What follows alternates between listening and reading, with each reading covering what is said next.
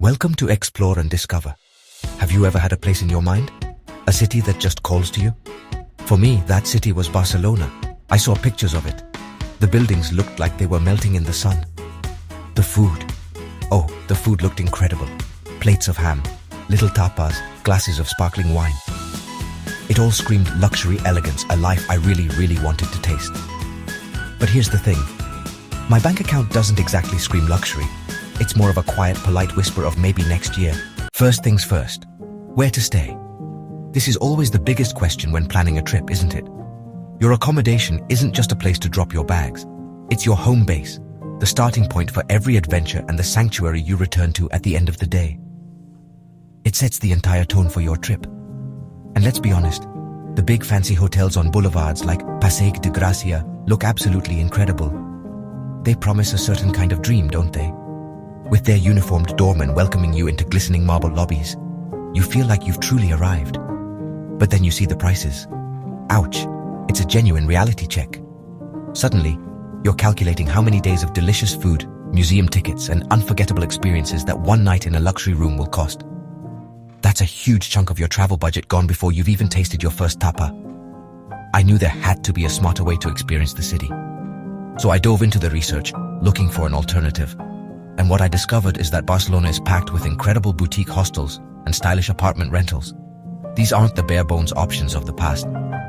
We're talking about thoughtfully designed spaces that give you all the aesthetic flair of a high-end hotel, but without that painful price tag. They offer a different kind of luxury, the luxury of smart design, local character, and financial freedom. I ended up finding a perfect spot in the Xplore district, famous for its elegant grid-like streets and stunning modernist architecture. It wasn't a grand hotel, but it was so much better. It had this beautiful little balcony overlooking a quiet, sun-drenched inner courtyard, a classic Barcelona feature. My morning ritual became sipping coffee out there, listening to the city slowly wake up. The room itself was bright, clean, and modern. It felt considered, it felt stylish, it felt chic. More than that, it felt like my own little apartment in Barcelona, a genuine slice of local life. And that's the real secret. Look just a little bit beyond the absolute epicenters like the Gothic quarter or Las Ramblas. Explore neighborhoods like the Bohemian Gracia, the foodie paradise of Sant Antoni, or the authentic Poble Sec. A simple 10-minute walk away from the main tourist hotspots can literally cut your accommodation costs in half. And what do you get in return for that short walk? Everything.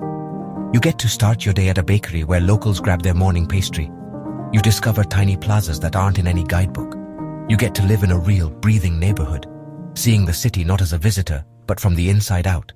You trade an anonymous hotel room for an authentic home, and that, for me, is the ultimate travel upgrade.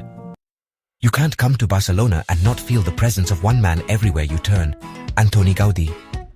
He wasn't just an architect. He was a visionary who sculpted the city's identity. His work, a fantastical blend of nature and faith, is the very heart and soul of Barcelona, woven into the streets, the skyline, and the spirit of the people. Of course, there are the titans of his legacy, the breathtaking, still unfinished dream of La Sagrada Familia, the whimsical wonderland of Park Güell, the skeletal, dragon-scaled facade of Casa Batlló. They are every bit as magnificent as you've imagined, true bucket list destinations. But that magnificence comes with a modern-day reality. Staggering ticket prices that can eat into your budget and queues that snake for blocks filled with thousands of other visitors all seeking the same experience. So, I set myself a mission to connect with Gaudí's genius on my own terms without spending my entire travel fund on entry fees. The secret, I discovered, is beautifully simple. Admire his work from the outside.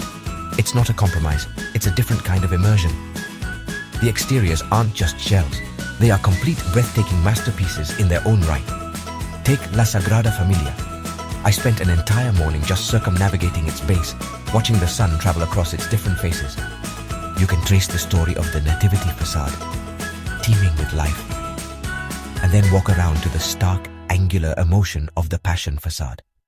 The level of detail carved into every inch is simply mind-blowing. And then there's Park Güell. While the famous mosaic terrace requires a ticket, a huge portion of the park is completely free to explore. I wandered the winding, dusty paths, feeling like I'd left the city far behind. You can walk beneath Gaudí's whimsical viaducts, which look like they were grown rather than built. After grabbing some fresh bread, local cheese and ripe tomatoes from a neighborhood market, I found a quiet bench with a panoramic view. It felt like the most exclusive and authentic experience in the world. But the real joy came from turning my trip into a Gaudí scavenger hunt. Beyond the big three, his work is scattered all across the city. I'd wander through the Gracia neighborhood and suddenly be face to face with the vibrant checkerboard tiles of Casa Vikens, his first major project. Or I'd be strolling down the elegant Paseo de Gracia and spot the more subdued but equally fascinating Casa Calvet. This is how you truly see his impact, not as an isolated monument, but as part of the living city. Okay, let's talk about food. For me, food is everything. It's more than just fuel to get you through the day. It's a universal language, a direct line into the soul of a place. Every dish tells a story of history, of geography, of generations of families gathered around a table. It's the fastest way to the heart of a culture, to understand what makes people tick, what they celebrate, and what they cherish. And here in Barcelona, the grand cathedral of that culture, the absolute temple of food, is the Mercat de la Boqueria. Just off the bustling artery of La Rambla, this market has been the city's stomach and its heart for centuries. Its roots stretch all the way back to the 1200s. You're not just walking into a market, you're stepping into a living history. The moment you step inside, you're hit with this incredible energy. It's a beautiful, chaotic symphony for the senses.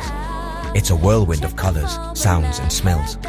The vibrant reds of strawberries and peppers, the deep greens of leafy vegetables, the almost electric purples of figs. You hear the rhythmic chatter of Catalan, the calls of vendors hawking their wares, the clatter of plates from the tiny tapas bars hidden within, and the smells. Oh, the smells. The salty brine of fresh seafood on ice, the sweet perfume of ripe fruit, and the rich, nutty aroma of cured meats. Stalls are piled high with glistening fruit, mountains of olives in every shade of green and purple, and of course, the iconic legs of the famous jamón ibérico hanging from the ceiling like meaty chandeliers. Watching a master carver slice paper-thin slivers is pure theatre. Now, let's be real. The front of the market, near the entrance, can be touristy. It's full of pre-packaged fruit cups and overpriced novelties. But don't let that fool you. The secret to the Boqueria is to go deeper. This is where the real culinary adventure begins. My rule of thumb is simple. Look for the handwritten signs, the smaller queues of locals who know the vendors by name, and the stalls that specialize in just one or two things. That's where you'll find the gold. I avoided the front stalls and pushed toward the back, past the initial wave of crowds. The atmosphere instantly changes. It becomes calmer, more authentic. This is where the locals shop, and the real deals are. You see grandmothers carefully selecting fish for dinner, chefs from nearby restaurants picking up their daily produce. This is the real working market. And the first thing I always go for, freshly squeezed juices for €1 or €2. The stalls are a dazzling sight. Mango, coconut, strawberry, a rainbow of flavors lined up in perfectly chilled cups, glistening with condensation. Choosing one is half the fun. That first sip is pure, unadulterated bliss. It's cold, it's sweet, and it's exactly what you need to recharge. It's the perfect pick-me-up. Fueled by that liquid sunshine, I go hunting. Then I find little tapas counters tucked away, buzzing with a quiet intensity. These are the market's hidden gems. Just a few stools, a hot plate, and a chef who moves with incredible speed and precision. There's no fancy menu. You just see what looks good and point. I pointed at grilled shrimp and pimientos de padrón. Those little green peppers where most are mild, but 1 in 10 will surprise you with a fiery kick. The chef gives a nod, a smile, and minutes later, perfect seafood, sizzling hot right off the plancha. The shrimp are sweet and garlicky, the peppers salty and slightly blistered. This entire plate of food, an experience you'd pay a fortune for in a fancy restaurant, costs less than a fast food meal back home. But it's a 5-star experience. It's a testament to the Catalan philosophy. Amazing ingredients, cooked simply, and enjoyed right at the source. This isn't just a meal, it's a memory. You can't visit Spain and not indulge in the local drink. In Catalonia, that drink is Cava, just as delicious as the French cousin, without the price tag. Traditional zampanierias hide down small alleyways, not fancy, and amazing. A couple of euros for a crisp cold glass, often with a little tapa. They pour into a wide, flat glass. Simple, social, shared moments. We smiled and raised our glasses. Pure, simple joy. Many rooftops allow non-guests. Go weekday late afternoon, buy one drink, and let the view be the main event. One coffee, 1 hour, orange and pink skies over Barcelona. Some public terraces offer central views for the price of a coffee. Find the little hacks. Elevate your experience with smart research. A little bit of research can lead to a whole lot of luxury. The view? Priceless. One of the greatest luxuries of travel is the feeling of discovery, that you found something special not everyone sees. To do that, I stepped away from Las Ramblas and crowded beaches.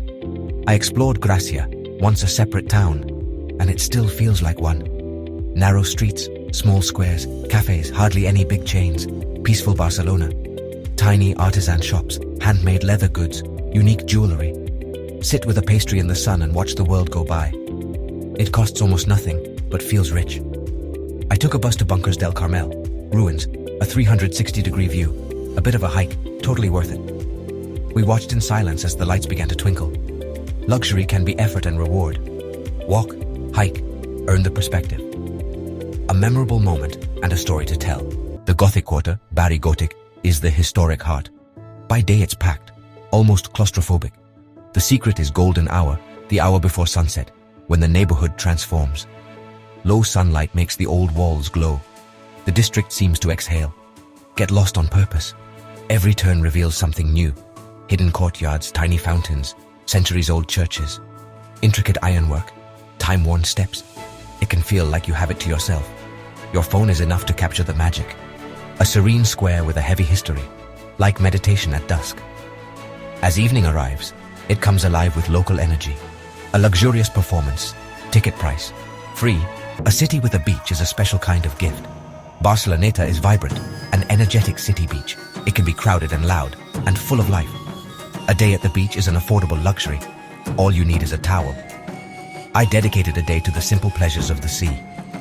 No pricey lounges, just sand and sky. Families playing, friends laughing, vendors, volleyball, paddleboards, world-class people watching. Strolling the edge feels so good. I watched waves for an hour, mesmerizing, calming, free.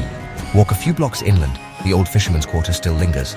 A small, no-frills spot, menu del dia, 3 courses and a drink for 12 to 15 euros. Starter, main, dessert, plus a drink. Fresh seafood paella, authentic and affordable. Later, a long walk along the boardwalk. Sea on one side, city on the other. A highlight day. Sun, sea and delicious food. Pure, simple, wonderfully luxurious. My time in Barcelona came to an end, but the feeling stays. I came with a dream of luxury and a budget of reality, and learned they're not enemies. They can be great friends. Richness isn't how much you spend, it's the quality of your moments. The flavor of a perfect tomato, warm sun, a timeless skyline, a smile shared over a glass of Cava. Not the fanciest hotel, not the priciest restaurant. Make smart choices, find local secrets, choose character over generic, market counters over formality. Admire from outside, seek million-dollar views for free, seek authenticity. I left feeling richer in memories, experiences, and possibility. Thanks for watching. Don't forget to subscribe and press that notification bell. From all of us at Xplore and Discover, happy travels.